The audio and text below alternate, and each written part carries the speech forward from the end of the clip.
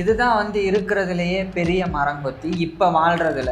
Great ஸ்லேட்டி வுட்பெக்கர் அந்த வகையோட சுவாரஸ்யமான விஷயங்கள் தான் இந்த வீடியோல பார்க்க போறோம் ப்ரோ. ஃபர்ஸ்ட் இப்ப எல்லா வுட்பெக்கர்ஸும் வந்து வேகமா கொத்தும், சவுண்ட் கேட்கும் படபடன்னு.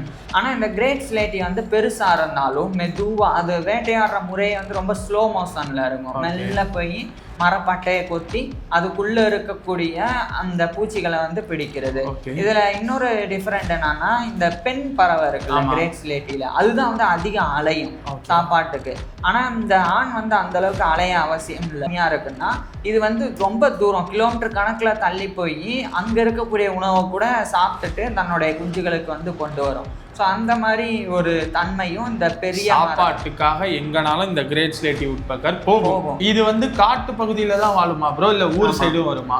இப்போ ரெட் காக்கேட்டட் வுட்பெக்கரா இருக்கட்டும், இல்ல கிரேட் ஸ்லேட்டி வுட்பெக்கரா இருக்கட்டும், எல்லாமே மரத்தோட உச்சி, அதே மாதிரி மரம் வந்து ஹைட்டா இருக்கிற இடத்துல தான் கூடு கட்டுது, அங்கதான் வந்து வாயை வச்சு கொத்துது. கரெக்டா? அது ஏன் ப்ரோ அவ்வளோ ஹைட்டான மரத்தை செலக்ட் பண்ணுது? வேற மரமா இல்ல? இந்த கிரேட் ஸ்லேட்டி மரங்கொத்தி பறவையோட அளவு என்ன ப்ரோ இருக்கும்?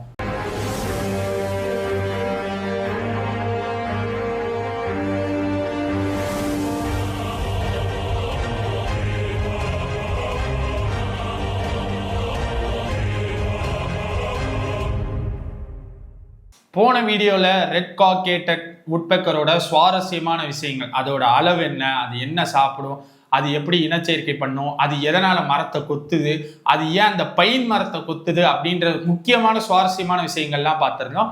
இந்த வீடியோலையும் மரங்கொத்தி பறவையிலே இன்னொரு வகையான கிரேட் ஸ்லேட்டி வுட்பெக்கர், கரெக்டாக சொல்லிட்டேனா ப்ரோ, கிரேட் ஸ்லேட்டி வுட்பெக்கர் அந்த வகையோட சுவாரஸ்யமான விஷயங்கள் தான் இந்த வீடியோவில் பார்க்க போகிறோம் ப்ரோ. ஃபர்ஸ்ட், இந்த வுட்பெக்கரோட சயின்டிஃபிக் நேம் என்னது ப்ரோ?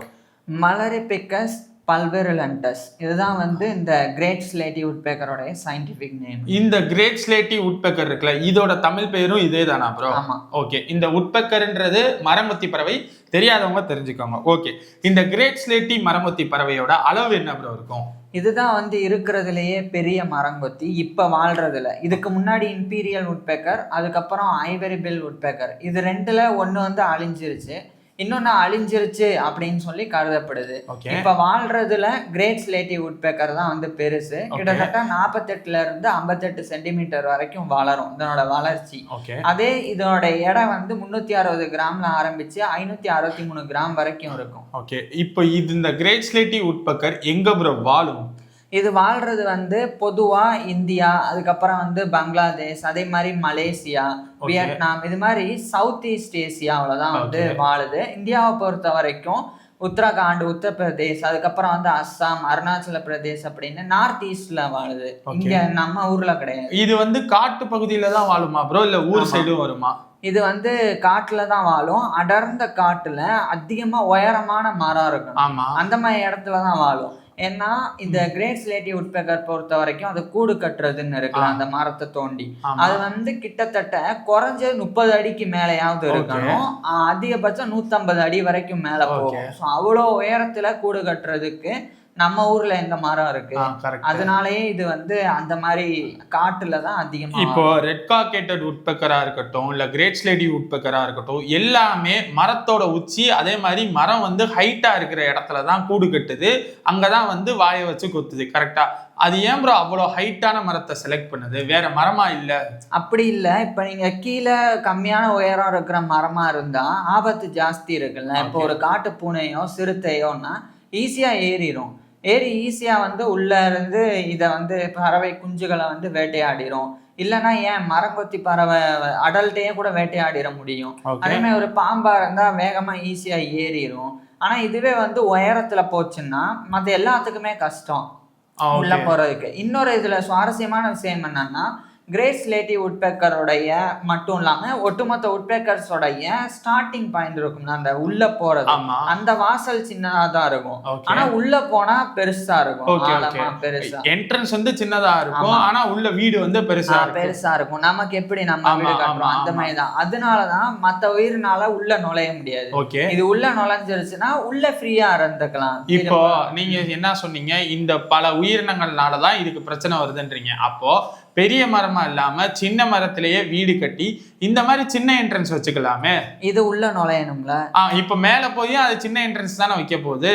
இது உள்ள நுழையிற அளவுக்கு இருக்கும்ல. ஓகே, இப்ப உதாரணத்துக்கு சொல்றேன், நம்ம இந்த ரேஞ்சில ஒரு கூடு கட்டுன்னு வச்சுக்கோ. இந்த இடத்துல இது உள்ள போச்சுன்னா இங்க வந்துரும். ஏன்னா அடியில தான் இருக்கும், நேரா இருக்காது. ஓட்ட போட்டா கீழே பள்ளமா இருக்கும், அங்கதான் வந்து வாழும் மரத்துக்குள்ள. இப்ப இந்த மாதிரி இருந்தா ஒரு ஹைட்டா இருக்கிற ஒரு உயிரினத்துக்கு அது ஈஸி. உள்ள வந்து எட்டி பாக்குறதுக்கும் என்ன இருக்குன்னு ஈஸியா தெரிஞ்சுக்கிட்டு அதனோட கையை உள்ள விட்டு அதை வெளியே எடுக்கிறதுக்கு வந்து ஈஸி. இதுவே ஒரு உயரமான இடத்துல அந்த மாதிரி ஓட்ட போட்டுருச்சுன்னா இங்க இருந்து கீழே இருந்து மேல ஏறுறதே ஒரு பேலன்ஸ் பண்ணி கஷ்டப்பட்டு போகணும். போயிட்டு எப்படி அதை வந்து எடுக்கிறது. ஆனா இங்க என்ன எதுக்காக என்ட்ரன்ஸ் இருந்தாலும் சின்னதா பண்ணதுன்னா இந்த கழுகு பருந்து அது நுழைஞ்சிடக்கூடாதுல்ல. அதுக்காகவும் அது வந்து சின்னதான என்ட்ரன்ஸை வந்து வச்சிருக்கும். பிளஸ் இன்னொரு முக்கியமான காரணம், அந்த என்ட்ரன்ஸ் பெருசா இருந்தா மழை பெய்யும் போது சாரல் வேகமா உள்ள ஈஸியா போகும். அதே மாதிரி வெளியே வெயில் அடிச்சா உள்ளேயும் வந்து ஹீட் இருக்கிற மாதிரி ஆயிரும். ஆனா இந்த மாதிரி சின்ன கேப் வச்சிருந்தா உள்ள ஒரு மாதிரி சீதோஷ்ண நிலை வந்து அப்படியே வந்து அதாவது மெயின்டைன் ஆகும். அதனாலயும் இந்த மாதிரி கூட வந்து கிரேட் ஸ்லேட்டி உட்பெக்கர் வந்து கட்டுது. ஓகே ப்ரோ, இப்போ இந்த கிரேட் ஸ்லேட்டி உட்பெக்கர் என்ன ப்ரோ சாப்பிடும்? இது சாப்பிட்றது வந்து எறும்பு, கரையான், அதுக்கப்புறம் வண்டுகளை சாப்பிடும். அதே மாதிரி தேனீ பூச்சி இருக்குல்ல, தேனீக்களையும் வந்து சாப்பிடும். இதெல்லாத்தையும் தாண்டி சப்ளிமெண்டா மட்டும் ஃப்ரூட்ஸை வந்து எடுத்துக்கும். ஓகே, இப்போ சொல்லுங்க. மற்றபடி இன்னொரு முக்கியமான விஷயம் என்னன்னா, இப்ப எல்லா உட்பெக்கர்ஸும் வந்து வேகமா கொத்தும், சவுண்டு கேட்கும் படபடன்னு. ஆனா இந்த கிரேட் ஸ்லேட்டி வந்து பெருசா இருந்தாலும் மெதுவா அது வேட்டையாடுற முறையை வந்து ரொம்ப ஸ்லோ மோஷன்ல இருக்கும். மெல்ல போய் மரப்பட்டையை கொத்தி அதுக்குள்ள இருக்கக்கூடிய அந்த பூச்சிகளை வந்து பிடிக்கிறது. இதுல இன்னொரு டிஃபரெண்ட் என்னன்னா, இந்த பெண் பறவை இருக்குல்ல கிரேட் ஸ்லேட்டில, அதுதான் வந்து அதிக அலையும் சாப்பாட்டுக்கு. ஆனா இந்த ஆண் வந்து அந்த அளவுக்கு அலைய அவசியம் இல்லை. ஏன்னா ஆணோடைய அந்த அழகு இருக்குல்ல பெல்ட், அது ரொம்ப ஸ்ட்ராங்கா இருக்கும். அதனால ரொம்ப ஆழத்துல இருக்கக்கூடிய மரத்துக்குள்ள இருக்கக்கூடிய பூச்சிகளை கூட அதனால வந்து எடுத்துட முடியும். ஸோ அந்த மாதிரி அமைப்பு வந்து இந்த மரங்கொத்திகளுக்கு இருக்கு. சரி, ஓகே ப்ரோ. இன்னொன்னு சொல்லிடுறேன், இது வந்து ரொம்ப தூரம் பறந்து போய் உணவு தேடக்கூடியது. இப்போ ஒரு இடத்துல வந்து உணவு கம்மியா இருக்குன்னா இது வந்து ரொம்ப தூரம் கிலோமீட்டர் கணக்குல தள்ளி போய் அங்க இருக்கக்கூடிய உணவை கூட சாப்பிட்டுட்டு தன்னுடைய குஞ்சுகளுக்கு வந்து கொண்டு வரும். ஸோ அந்த மாதிரி ஒரு தன்மையும் இந்த பெரிய சாப்பாட்டுக்காக எங்கனாலும் இந்த கிரேட் ஸ்லேட்டி உட்பெக்கர் போகும். இது ஒண்ணு. பிளஸ் இன்னொன்னு என்னன்னா, கிரேட் ஸ்லேட்டி பொறுத்த வரைக்கும் மற்ற மரங்கொத்திகள் கொஞ்சம் சவுண்ட் வந்து ஜாஸ்தி போடும். இது வந்து கம்மியா தான் போடும் சவுண்டு போடுறதும். ஓரளவுக்கு அமைதியா கூட இருக்கும் இந்த பறவை. இப்போ இந்த கிரேட் ஸ்லேட்டி உட்பெக்கருக்கு எந்த வயசுல ப்ரோ செக்ஷுவல் மெச்சூரிட்டி வரும்? ஒரு வயசுல வந்து செக்ஷுவல் மெச்சூரிட்டி வரும். அதுக்கப்புறம் வந்து அது மேட்டிங் பண்றதுக்கு வந்து அந்த கோச்சி பிஹேவியருக்குள்ள வந்து போகும். ஓகே, இப்போ இந்த ஒரு மேல் கிரேட் ஸ்லேட்டி உட்பெக்கரை ஃபீமேல் இம்ப்ரெஸ் பண்ணுமா, இல்ல ஃபீமேல் கிரேட் ஸ்லேட்டி உட்பெக்கரை மேல் இம்ப்ரெஸ் பண்ணுமா? இதுல வந்து மேல் தான் வந்து இம்ப்ரெஸ் பண்ணும். எப்படின்னா ஒரு மாதிரி மேட்டிங் கால் ஒன்று கொடுக்கும் சவுண்டு, ஆனா கம்மியா தான் இருக்கும். மரங்கொத்தி பறவை பொறுத்த வரைக்கும் எல்லாமே சத்தத்துல வச்சுதான் ஒரு பெண்ணை இம்ப்ரெஸ். சத்தம், அடுத்து வந்து தலையாட்டுறது. சத்தம் தான். ஆமா, அடுத்து வந்து இந்த ரெக்கை விரிச்சு தன்னோட அழகை காட்டுறது. ஆமா, அது மாதிரி வந்து பண்ணிட்டு அதுக்கப்புறம் தான் வந்து மேட்டிங் பண்ணும். ஓகே, இப்போ மேட்டிங் முடிஞ்சிருச்சு, எத்தனை நாள் கழிச்சு ப்ரோ முட்டை போடும்? ஆமா, அது வந்து கிட்டத்தட்ட ஒரு 10 நாள் 12 நாள் இந்த ரேஞ்சில வந்து ஆகும் முட்டை. அதுக்கப்புறம் முட்டையில இருந்து குஞ்சு வர்றதும் அதுதான். ஆனா இதுல இன்னொரு ஒரு சுவாரஸ்யம் என்னன்னா, இதுவும் வந்து கூட்டமா வாழும். ஆனா கூட்டமா வாழும்னா வெறும் 3ல இருந்து ஒரு 6 பேர் சேர்ந்து இருப்பாங்க. ஒரு ஃபேமிலி மாதிரி. ஆமா, ஒரு ஃபேமிலி மாதிரி. எப்படி இருப்பாங்க அப்படின்னா, இப்ப உதாரணத்துக்கு அப்பா அம்மா இருக்குன்னா ஒரு இது வந்து 2ல இருந்து 4 முட்டை போடும் ஒரு தடவைக்கு. இப்ப உதாரணத்துக்கு ஒரு 3 முட்டை போட்டிருக்குன்னு வச்சுக்கோ, முறை ஜோடி சேர்ந்து. இப்ப ஒரு ஜோடி அதுக்கு வந்து 3 குஞ்சுகள் பிறந்திருக்கும். அடுத்த வருஷம் ஆகும்ல, அந்த நேரத்துல இவங்க 5 பேரா இருப்பாங்க. இப்ப மறுபடியும் அப்பா அம்மா தான் ஜோடி சேரும். ஜோடி சேர்ந்து மறுபடியும் ஒரு 3 முட்டை போடுதுன்னா அதுல இருந்து வரக்கூடிய குஞ்சுகளை மிச்சவங்களும் ஹெல்பர்ஸா இருந்து பாத்துக்கணும்ல. ஆனா இங்க என்னன்னா, இப்ப எத்தனை ஆயிரும், ஏற்கனவே 5 பேர் இருக்காங்க, இப்ப 3னா 8 பேர் ஆயிரும்ல. ஆனா 8 பேராலாம் இது வாழாது சேர்ந்து.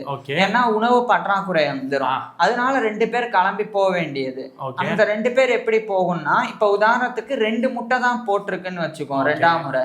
அப்ப ஏற்கனவே ஒரு ஜோடி 3 குஞ்சுகள், இப்ப 2 முட்டைனா 7 பேர். அப்ப ஒரு ஆள் வெளியே போகணும். அப்ப அந்த 3 குஞ்சு குஞ்சுகள்ல வீக்கா இருக்கும்ல, ஆமா. அது வந்து வெளியே கிளம்பி போயிடும். அதுவாவே போகுமா இல்ல குடும்பத்துல இருந்து வெளியே அனுப்புவாங்க? அதுவாவே ஃபர்ஸ்ட் போயிடும். ஏன்னா குடும்பத்துல அதை கண்டுக்க மாட்டாங்க, மதிக்க மாட்டாங்க. சாப்பாடு குறையும் போது யாரு அடிச்சுக்கிட்டு அதிகம் சாப்பிடுவா? பலசாலி தானே, டக்கு டக்குன்னு கிடைச்சிரும். அப்ப கூடவே இருக்கிறவனுக்கு கிடைக்காது. அப்ப அவனுக்கு என்ன தோணும்னா, நம்ம இங்கே இருந்தோம்னா பஞ்சாயத்து ஆயிரும், நமக்கு சாப்பாடு கிடைக்காம நம்ம செத்துருவோம்னு சொல்லி அது ஒண்ணு கிளம்பி போயிரும். இப்ப 5 இருந்தது, 2 முட்டை, இப்ப 1 வெளியே கிளம்பிருச்சுன்னா 6 பேர் இந்த மாதிரி. ஆமா, அதிகபட்சம் 6 பேர், குறைஞ்சபட்சம் 3 பேர். இந்த மாதிரி தான் வந்து இதுல இருக்கும். இப்ப கிளம்பி போச்சு, அது போய் மத்தவங்களை வந்து ஈர்த்து ஒரு ஜோடியா மாறி அது ஒரு ஃபேமிலி கிரியேட் பண்ணும். இந்த மாதிரி வந்து நடக்கும். இதுவும் வந்து பட்டு போன மரத்துலதான் வந்து கூடு கட்டும். ஆனா என்ன, இந்த தேக்கு மரம், சால் மரம் மாதிரி பெரிய பெரிய உயரமான மரத்துல இது வந்து கட்டி இந்த மாதிரி குடும்பம் நடத்தும். ஓகே, இந்த வீடியோல எனக்கு கேள்விகள் வரும், அவ்வளவுதான் ப்ரோ. உங்களுக்கு எது சொல்றீங்க? இதுல இன்னும் சில விஷயங்கள் இருக்கு, இருந்தாலும் இது போதும். நம்ம அடுத்த வீடியோல இந்த என்வாயர்மெண்ட் பத்தி, மரங்கொத்திகள் என்வாயர்மெண்ட்டுக்கு எப்படி ஹெல்ப் பண்ணும் அப்படின்றதையும், அதுக்கப்புறம் பாலைவனத்துல வாழக்கூடிய மரங்கொத்தி இனமும் இருக்கு, அது என்ன அப்படின்றதையும், இன்னும் சுவாரஸ்யமான விஷயங்களையும் பார்க்கலாம் அடுத்த வீடியோல. இந்த கிரேட் ஸ்லேட்டி உட்பெக்கரா இல்ல பொதுவா மரங்கொத்தி பறவைகளா? பொதுவா இது எல்லாம் கிடையாது, அது வேற இனம். பொதுவா மரங்கொத்தி பறவைகள் எப்படி என்விரான்மெண்ட்டுக்கு யூஸ் ஆகுது அப்படின்னு சொல்லி அடுத்த வீடியோல பார்ப்போம். உங்களுக்கு ஏதாச்சும் கேள்வி இருந்துச்சுன்னா அதை கீழே கமெண்ட்ல சொல்லுங்க, அதுக்கு ஒரு தனியாவே ஒரு வீடியோ போடுறோம். தேங்க்யூ.